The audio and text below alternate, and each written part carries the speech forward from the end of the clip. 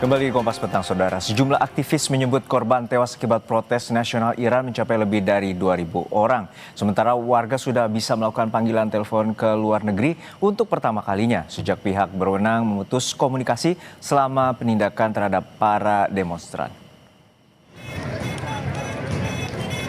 Human Rights Activist News Agency yang berbasis di Amerika Serikat menyebut jumlah korban jiwa yang tewas jauh melampaui korban dalam setiap putaran unjuk rasa atau kerusuhan lainnya di Iran selama puluhan tahun, bahkan mengingatkan pada kekacauan yang menyertai revolusi Iran di tahun 79. Sementara itu, sejumlah warga telah bisa melakukan sambungan komunikasi dan menggambarkan suasana Tehran yang dipenuhi aparat keamanan dan bangunan pemerintah yang terbakar.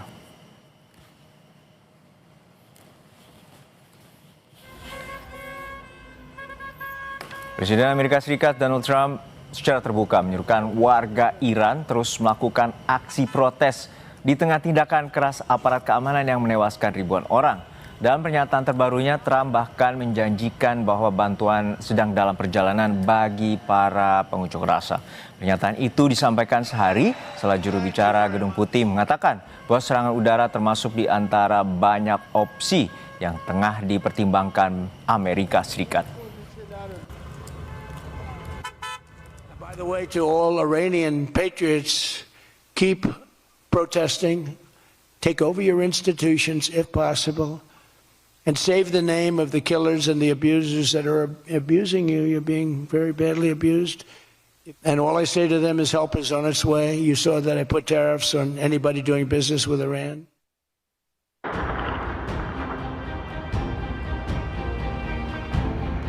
Gelombang demonstrasi yang melanda Iran memasuki fase paling mengkhawatirkan dalam beberapa dekade terakhir. Iran menuding Amerika Serikat di balik aksi unjuk rasa ini.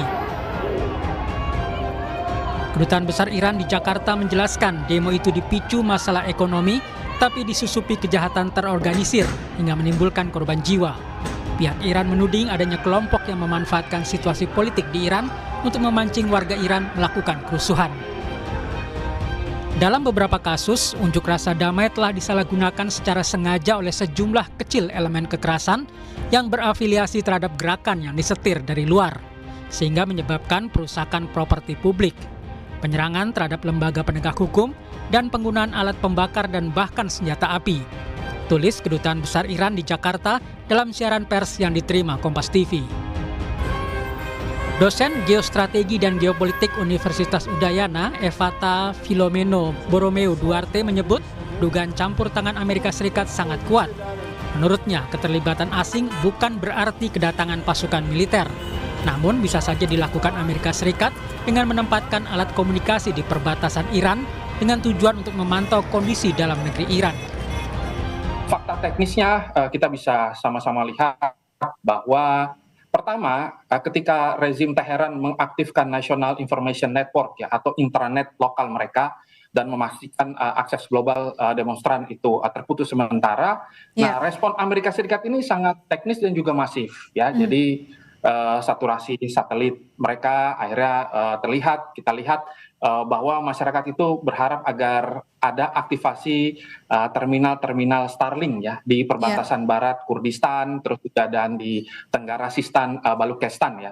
Nah, meskipun Garda IRGC ini memiliki teknologi electronic jammers buatan Rusia yang efektif memblokir kurang lebih 30-50% sinyal, tetapi ternyata banyak yang lolos juga. Kemerosotan ekonomi menjadi inti tuntutan pengunjuk rasa terhadap penguasa. Unjuk rasa dimulai sejak 28 Desember lalu. Aparat semakin keras bertindak terhadap pengunjuk rasa setelah pemimpin tertinggi Iran Ayatollah Ali Khamenei menuding asing memanfaatkan unjuk rasa untuk mengacau Iran. Tim Liputan Kompas TV.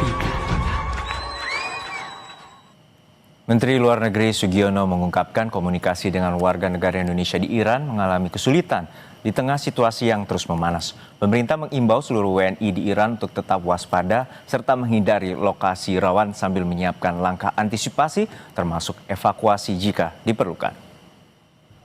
Komunikasi agak sulit ke Iran, kebanyakan warga negara Indonesia di Iran itu adalah pelajar yang terkonsentrasi di Kharkov dan Isfahan harus sampaikan kepada seluruh warga negara Indonesia yang ada di Iran untuk tetap waspada, memperhatikan perkembangan situasi. Aksi demo di Iran kian memanas. Keterlibatan Amerika Serikat kian jelas setelah Presiden Amerika Serikat Donald Trump menyuruhkan warga Iran untuk terus melakukan aksi protes sambil menjanjikan bantuan yang akan segera datang. Lalu apakah aksi unjuk rasa ini akan berujung pada pergantian pemerintahan Iran? Kami akan membahasnya bersama Adrianus Prima, praktisi pertahanan Lembaga Kajian Strategis KRIS. Selamat sore Mas Adrianus, semoga sehat-sehat selalu. Selamat sore, halo. Ya. Mas Adrianus, kita melihat bahwa pernyataan Presiden Trump cukup kontroversial bahwa melakukan provokasi, bahwa pengunjuk rasa terus melakukan unjuk rasa hingga mengakhiri pemerintahan Iran saat ini dan juga akan menyatakan memberikan bantuan, bahkan juga akan melakukan tindakan lebih serius misalnya dengan menyerang secara militer. Lalu seperti apa sebenarnya kepentingan Amerika Serikat terhadap situasi di Iran saat ini?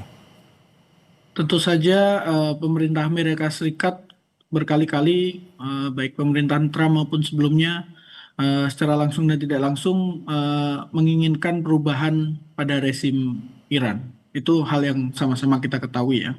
Apalagi di pemerintahan sekarang berapa kali melakukan aksi-aksi kinetik, tentu saja bukan cuman oleh Amerika sendiri, tapi juga oleh sekutunya di Timur Tengah, yaitu Israel.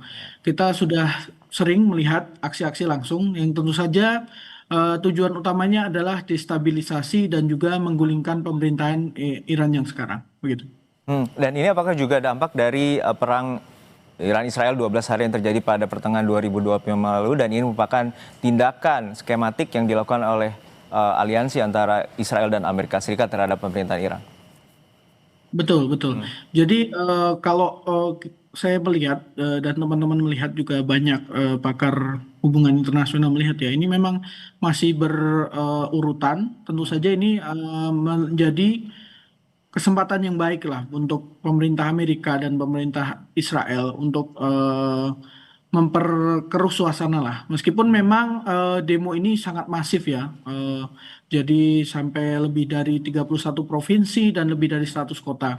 Tapi tentu saja di tengah pembatasan informasi ini kita juga masih belum bisa melihat apakah jumlah korban dan sebagainya itu seperti yang digembor-gemborkan oleh media barat. Ya, tentu estimasi korban jiwa ada yang menyatakan bahwa ratusan, bahkan untuk saat ini ada yang menyatakan ribuan bila berkaca pada human rights yang berasal dari Amerika Serikat. Namun untuk saat ini sebenarnya Anda melihat demonstrasi yang terjadi di Iran, dan tentu ini bukan kali ini saja bahwa demo di Iran ini telah berlangsung dalam 5 dekade terakhir. Lalu seperti apa krusial dan tuntutan mereka saat ini dipicu dengan krisis ekonomi dan juga memburuknya nilai mata uang rial?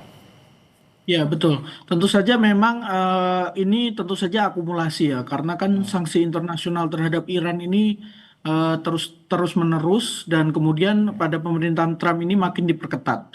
Tentu saja apalagi dengan adanya tuduhan bahwa pemerintah Iran itu lebih fokus untuk mendanai proksi-proksinya di kawasan. Tentu saja itu menjadi salah satu hal yang menjadi isu kuat dalam demonstrasi kali ini.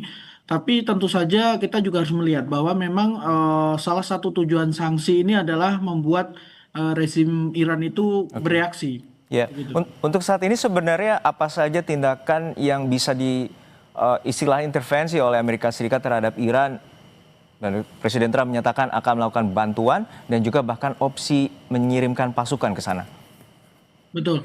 Jadi opsi kinetis itu pasti tetap akan ada ya, karena kita bisa lihat juga waktu mereka menyerang reaktor nuklir Iran, bagaimana mereka mampu melaksanakannya. Meskipun memang ada beberapa diskusi terkait apakah serangan itu efektif dan tidak, tapi kita bisa melihat dari serangan itu bahwa Amerika dan tentu saja Israel dan berkaca di perang 12 hari, bagaimana Amerika dan Israel itu memiliki aset-aset di dalam negeri yang bisa membantu Amerika dan Israel jika mereka memutuskan untuk melakukan opsi kinetis atau serangan.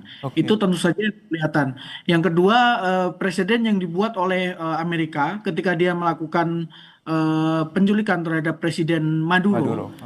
Saja menjadi ancaman yang sangat nyata, karena meskipun masih banyak kontroversi dan tanda tanya tentang bagaimana kronologis sebenarnya yang terjadi di Venezuela, tapi tidak menutup kemungkinan bahwa Amerika akan mencoba opsi serupa di Iran. Artinya Anda melihat bahwa ada potensi Iran akan divenezuelakan?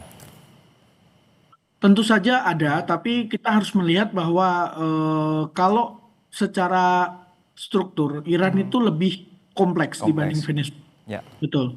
Kemudian ukuran negaranya juga lebih besar dan juga Amerika masih memiliki opsi-opsi seperti opsi non-kinetis, misal mengaktifkan melawan jammingnya Iran dengan mengaktifkan Starlink supaya semakin banyak video, semakin banyak pemberitaan dari dalam Iran. Ini kan sampai saat ini yang terbuka baru akses telepon. Ini juga bisa menjadi opsi sebelum mereka mengeskalasi lebih jauh. Begitu. Ya, selain faksi yang berada di Iran dan juga Iran memiliki senjata nuklir yang juga selama ini menjadi sanksi yang terus diberikan oleh Amerika Serikat terhadap kepemilikan senjata itu. Terima kasih atas perspektifnya Mas Adrianus Prima, Lembaga Pertahanan dan Keamanan Strategis KRIS, telah berbagi informasi di Kompas Petang.